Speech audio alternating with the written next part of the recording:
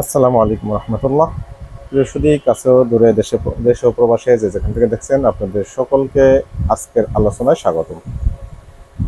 আজকে আমি আগামী নির্বাচন, এনসিপি, বিএনপি এবং অন্যান্য রাজনৈতিক দল এই বিষয়গুলি নিয়েই আমি সামান্য আলোচনা করব।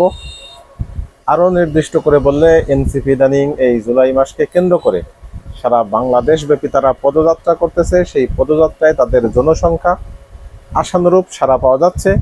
সেই বিষয়ে আবার বিএনপির পক্ষ থেকে দেখা যাচ্ছে কটু কথা বলা হচ্ছে বা একটু তাদেরকে নেগলেক্ট করা হচ্ছে, তাদেরকে একটু ছোট করে দেখা হচ্ছে। এই বিষয়গুলি নিয়েই আমি সামান্য কথা বলবো। তাছাড়াও দেখা যাচ্ছে রাজনীতিতে এখন কাদা ছোড়াছুড়ি হচ্ছে, ইসলামী শাসনতন্ত্র আন্দোলন এবং বিএনপির মাঝে যে একটা দূরত্ব তৈরি হচ্ছে, সেটাও অশনি সংকেত আমাদের জন্য।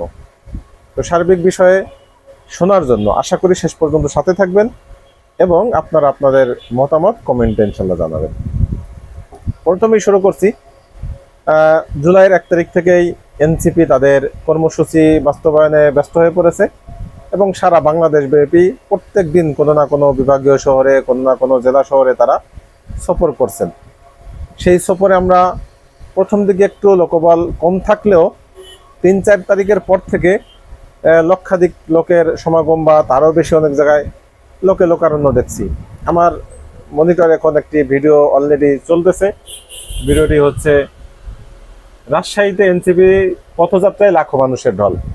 এটা রূপালী বাংলাদেশ তারা সরাসরি এটাকে দেখিয়েছিল। এরকম প্রত্যেকটা জায়গাতেই আমরা দেখেছি যে তাদের জনসমাগম ক্রমান্বয়ে বৃদ্ধি পাচ্ছে। এটা একটা পজিটিভ সাইড এনসিপির জন্য নিঃসন্দেহে। এখন এই বিষয়টাকে কেন্দ্র করে বিএনপির বেশ কিছু অ্যাক্টিভিস্ট যারা আছে, অনলাইন অ্যাক্টিভিস্ট, তারা দাবি করতেছে, এর আগে তাদেরকে আমরা দেখতাম যে এনসিপি ডাকে এখন কোনো লোক আসে না। বিশেষত ঢাকার ভিতরে এনসিপির কয়েকটি কর্মসূচি আমরা দেখেছি যেখানে লোকশূন্যতায় ভুগেছিল তারা। সর্বশেষ আমরা তাদের একেবারেই লোক দেখিনি যখন নির্বাচন কমিশনের কার্যালয়ে ঘেরাও করতে গিয়েছিল, সেখানে দেখেছি একেবারেই হাতে গোনা কয়েকজন লোক। সেটা নিয়ে অনেক হাসি তামাশা হয়েছে, রাজনীতিতে হওয়াটা একেবারেই স্বাভাবিক ছিল। তো তখন তারা বলতো যে এনসিপির দিন শেষ। তারা যখন সমন্বয়ক ছিল, যখন ছাত্র আন্দোলনের সাথে সম্পৃক্ত ছিল, তখন বাংলাদেশের মানুষ যেভাবে তাদেরকে মূল্যায়ন করেছে, যেভাবে তাদেরকে আহ্বানে সাড়া দিয়েছে, এখন তাদের ডাকে আর কেউ সাড়া দেবে না। তাদের অস্তিত্ব সংকটে পড়বে এবং তারা একেবারে জনশক্তিহীন একটি দলে পরিণত হয়ে যাবে।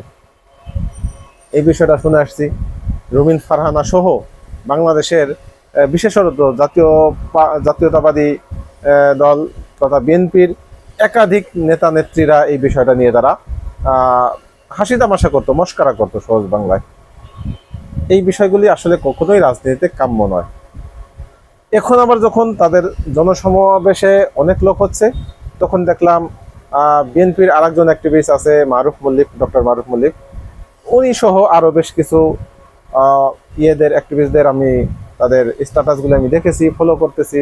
তারা কি বলার চেষ্টা করতেছে, তারা সেখানে বলার চেষ্টা করতেছে যে এই লোকগুলি আসতেছে মূলত কাছের থেকে ওনাদেরকে দেখার জন্য, এরা ভোট দিবে না।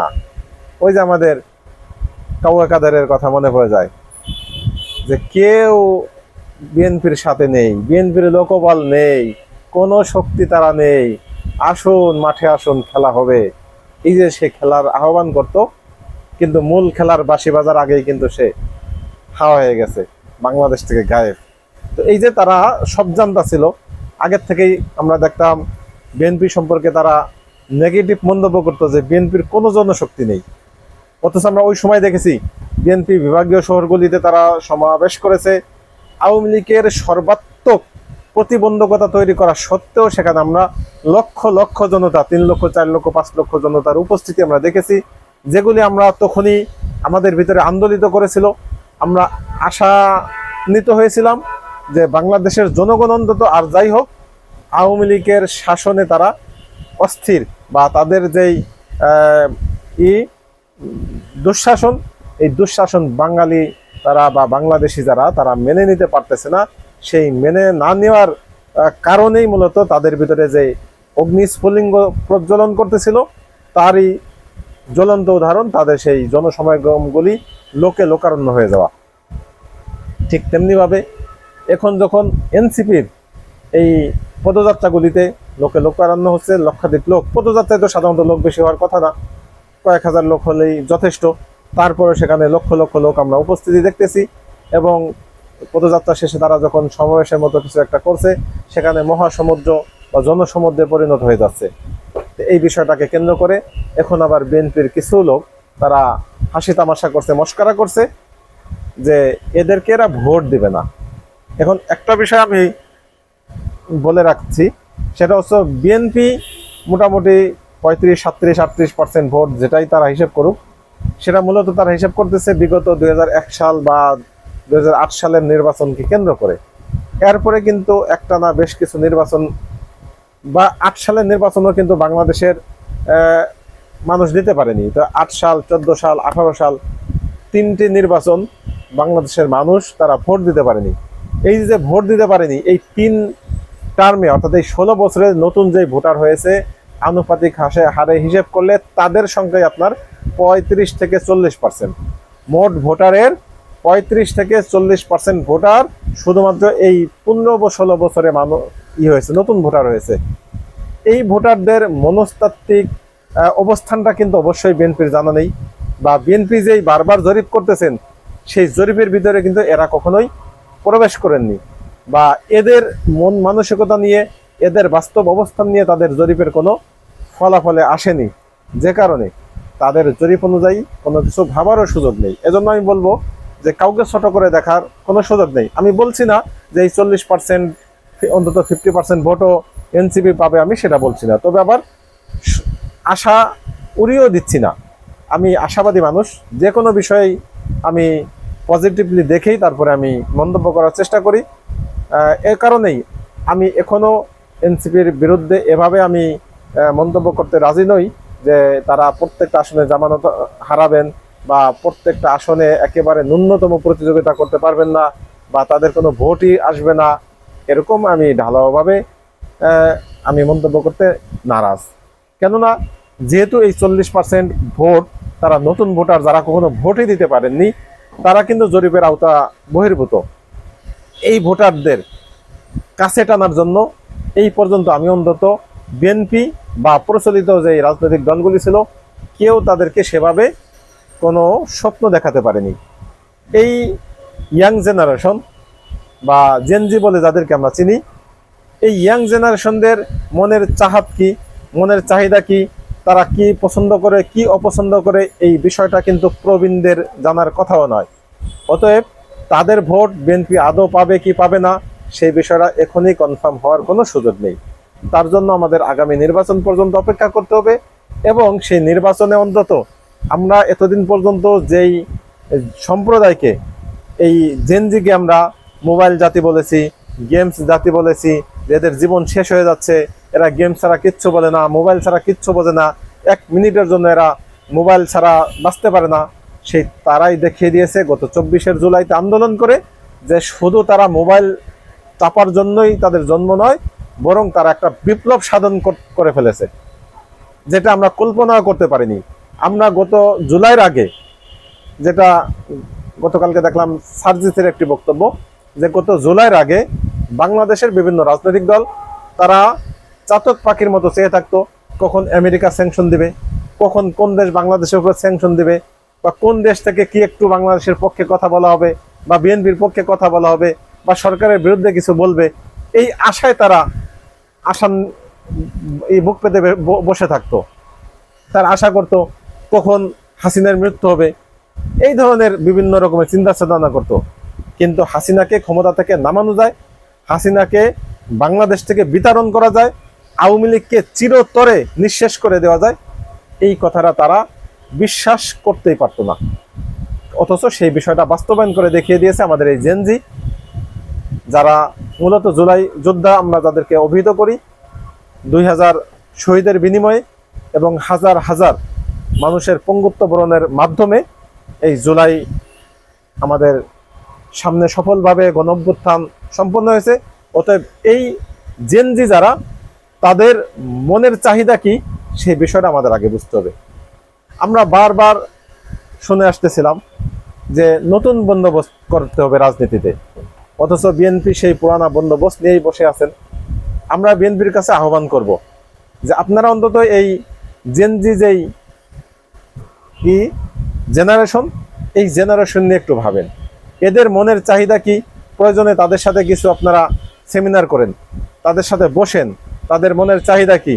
এই জন্য আপনারা প্রয়োজনে প্রত্যেকটা জেলা ভিত্তিক যতগুলি ভার্সিটি আছে এই ভার্সিটির ছাত্রদেরকে নিয়ে আপনারা মিটিং কল করেন, সেখানে আপনারা বক্তা না, তাদের বক্তব্য আপনারা শোনেন, আপনারা শ্রোতা হয়ে।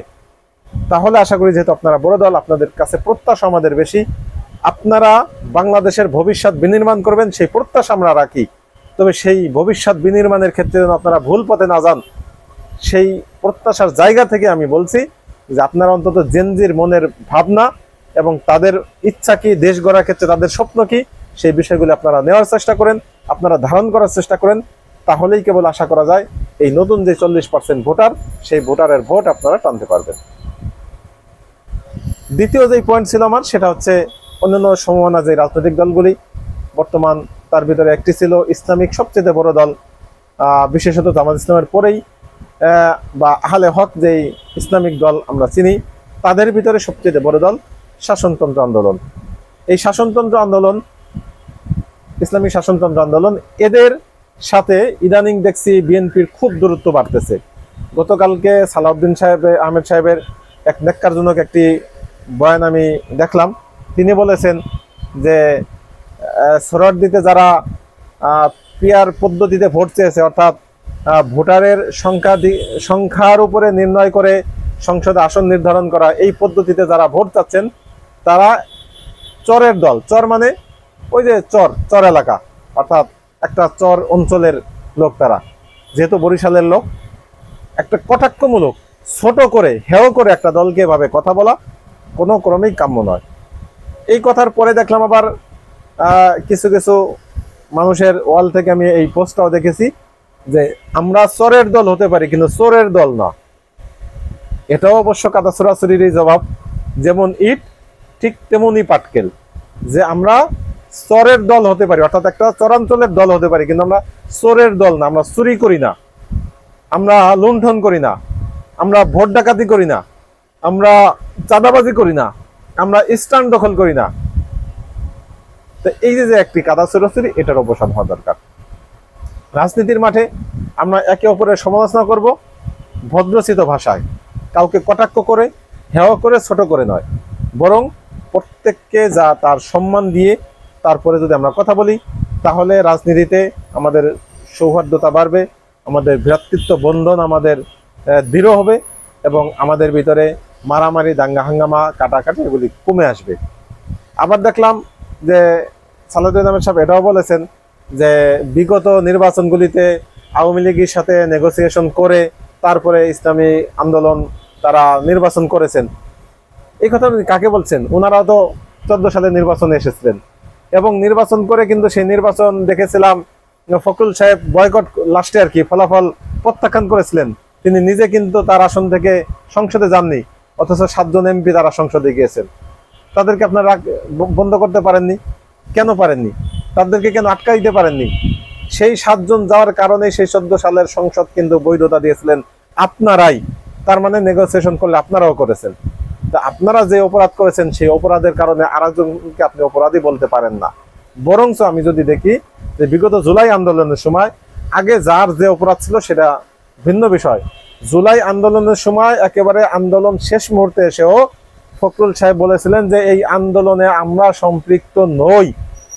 তখন কিন্তু ইসলামিক আন্দোলনের আমির, নাইবে আমির এরা সরাসরি মাঠে নেমে তারা আন্দোলনের সম্পৃক্ততা জানিয়েছিল। পার্থক্য এখানেই যে আপনারা যেখানে সরাসরি সম্পৃক্ততা দেখাতে ভয় পেয়েছেন, আপনারা ছিলেন, সেটা আমরা মানি। আমরা কিন্তু অস্বীকার করি না যে বিএনপি আন্দোলনে ছিল না। অবশ্যই এই আন্দোলনের সবচেয়ে বড় যে অংশীজন, সেই অংশীজনদের একটি আপনারাও। কিন্তু আপনারা সরাসরি এটা স্বীকার করতে ভয় পাইতেন নেতৃত্বের থেকে। আপনারা জেল জুলুম খাটবেন, জেলে যাবেন, সেই ভয় আপনাদের ছিল। কিন্তু সেখান থেকে কিন্তু পিছপা না হয়ে বরং ইসলামী আন্দোলন বাংলাদেশের নেতাদেরকে আমরা দেখেছি তারা বাইতুল মুকাররম থেকে দেদারসে ঘোষণা দিয়ে তারা রাস্তায় নেমেছিলেন, মাঠে নেমেছিলেন। অতএব কারো বিরুদ্ধে কথা বলার আগে নিজের অবস্থানটাও একটু যাচাই করা উচিত। সর্বোপরি আমি সকল রাজনৈতিক দলকে আহ্বান করব যে আপনারা অন্তত নতুন যে ভোটার আছে তাদের ভাবনা নিয়ে একটু চিন্তা করেন। তারা রাষ্ট্রকে কিভাবে চায়, তারা কিভাবে রাষ্ট্রকে বিনির্মাণ করতে চায়, তাদের স্বপ্ন নিয়ে আপনারা একটু যাচাই বাছাই করুন। আপনারা তো বিভিন্ন রকম সমীকরণ করেন, বিভিন্ন রকমের জরিপ করেন, অন্তত এই জরিপটা করেন যে ইয়াং জেনারেশন আসলে কি চায়। তারা কি সেই ৭২-এর সংবিধান চায় নাকি নতুন সংবিধান চায়? তারা কি সেই সংবিধান চায় যেই সংবিধানে স্বৈরতন্ত্র তৈরি করে, যেই সংবিধান একজন প্রধানমন্ত্রী, একজন প্রেসিডেন্ট তারা যত অপরাধ করুক তাদেরকে সরানোর মতো কোনো সুযোগ দেয় না, অন্য কোনো তরিকা পন্থা রাখা হয় না? অতএব যে কোনোভাবেই হোক আমাদের নতুন কিছু চিন্তা করতে হবে, নতুন বন্দোবস্ত তৈরি করতে হবে, যেই বন্দোবস্তের মাধ্যমে অন্তত স্বৈরাচার পুনরায় প্রতিষ্ঠিত হবে না। আজকের মতো এই পর্যন্তই। ভালো থাকবেন। আল্লাহ হাফেজ। আসসালামু আলাইকুম রহমতুল্লাহ।